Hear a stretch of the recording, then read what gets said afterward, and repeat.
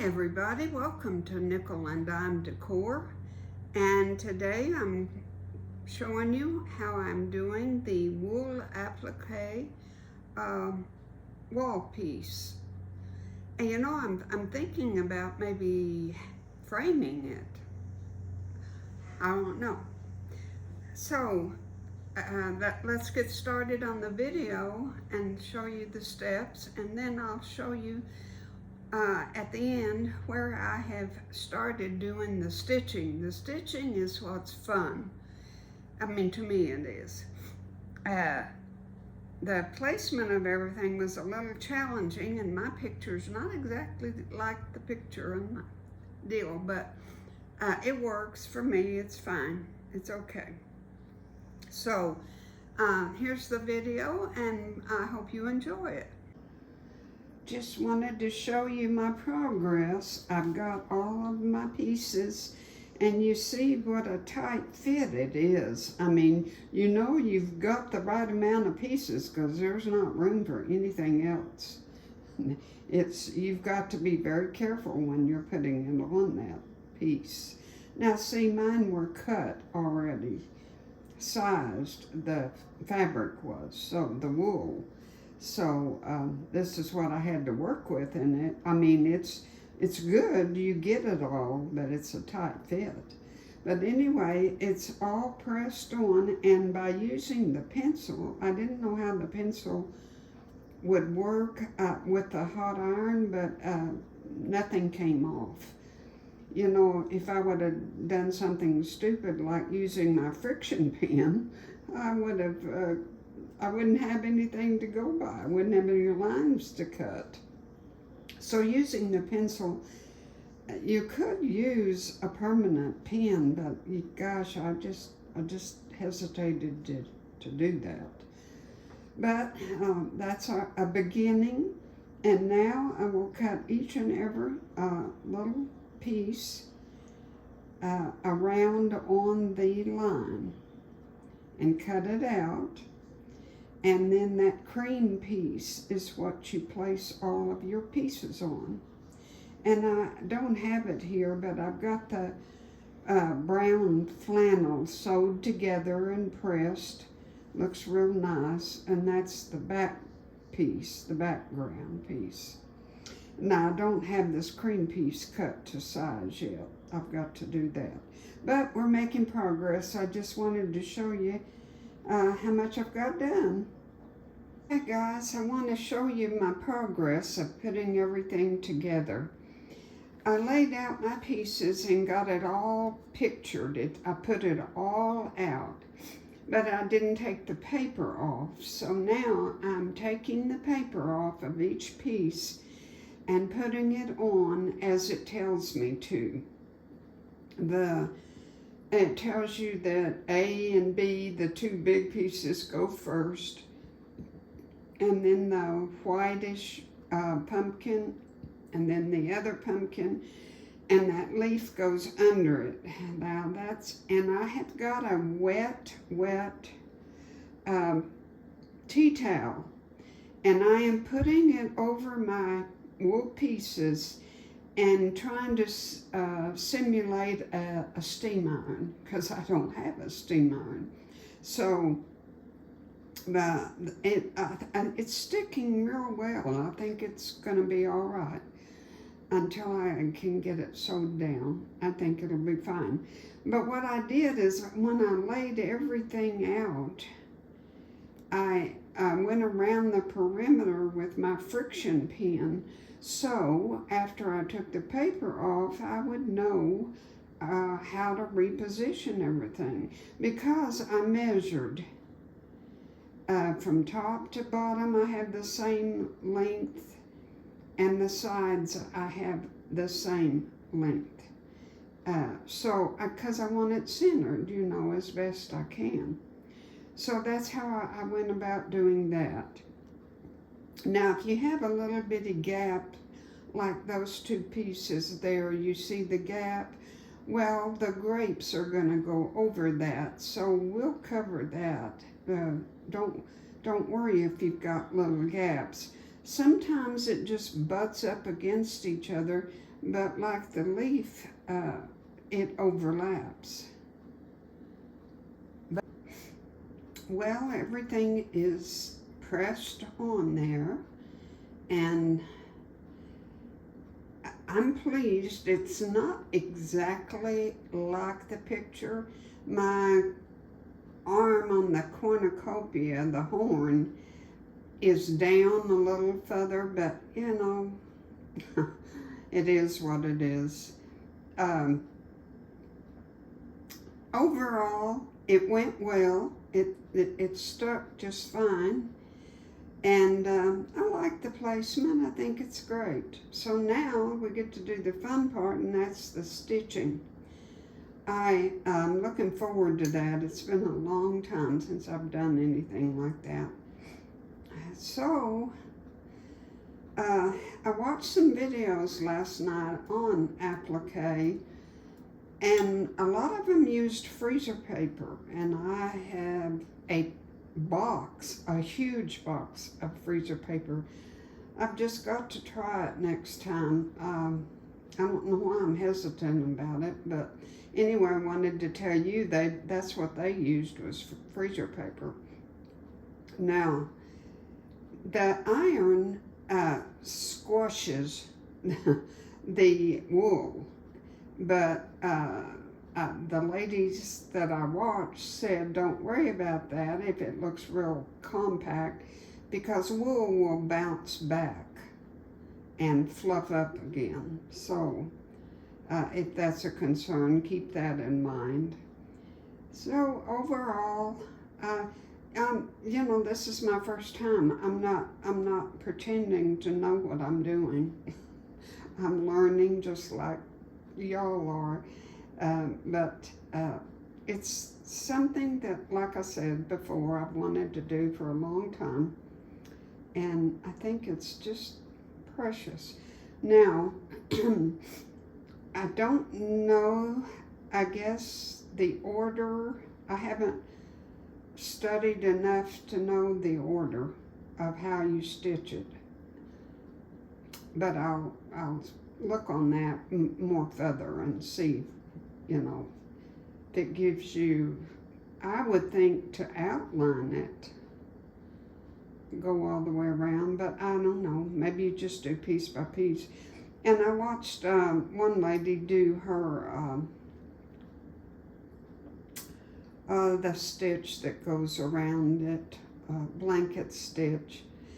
And I remember seeing a tip, and I don't remember where I saw it, but it said to get a pen, permanent marker pen, a thin one, and mark on your nail the length you want your stitch.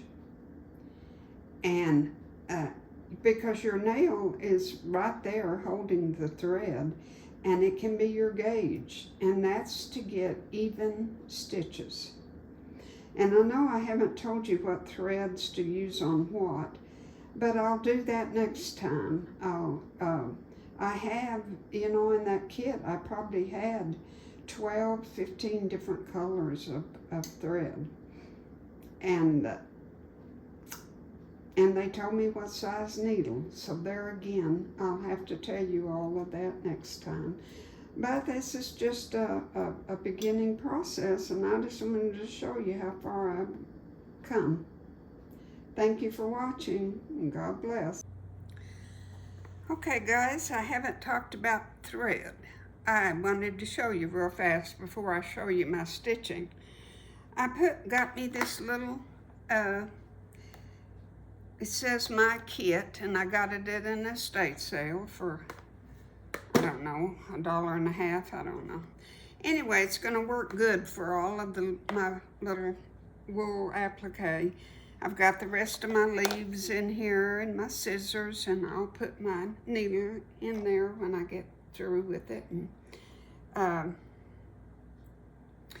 all of these little threads are in little balls like that, and they're numbered, and it tells you exactly which ones to use for what. And and that you use the black variegated to go all the way around the cornucopia.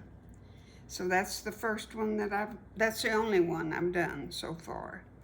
But you only use you cut it off as is and use that strand, okay? This is 11. No, I don't remember what size it says. It's just pearl cotton, and I know it's got a number, but this is made by Valdani. So, and then you can buy like this in spools from Sulky, and this is a 12 weight. I think this is 16 or 18. That's what you need for wool felting. Alrighty, now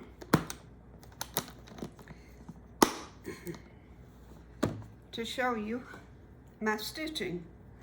All I've done is the cornucopia, and this is the black variegated, and it goes all the way around.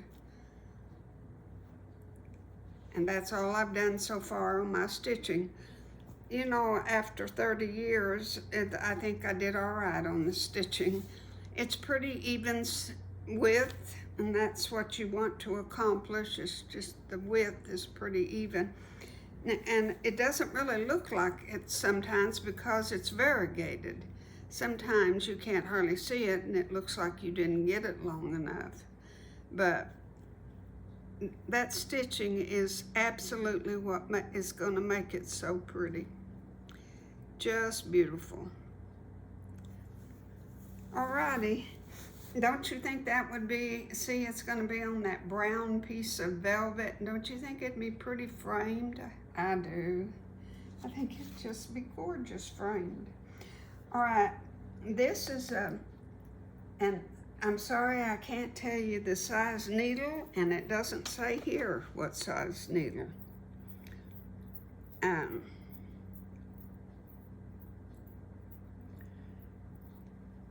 But it's got a real, see the eye?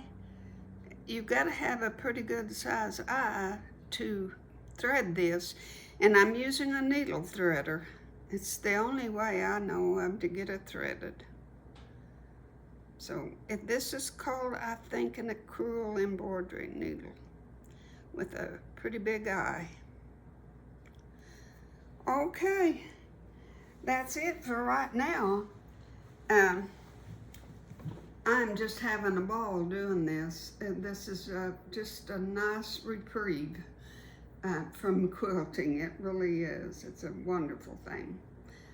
I just got back from my sewing guild, and I just wanted to real quickly show you what we've been making. Once a year we do charity sewing, and we have a place called Hope Choice, and they counsel women with unexpected pregnancies and show them to do sonograms and show them, you know, that that's a little baby in there.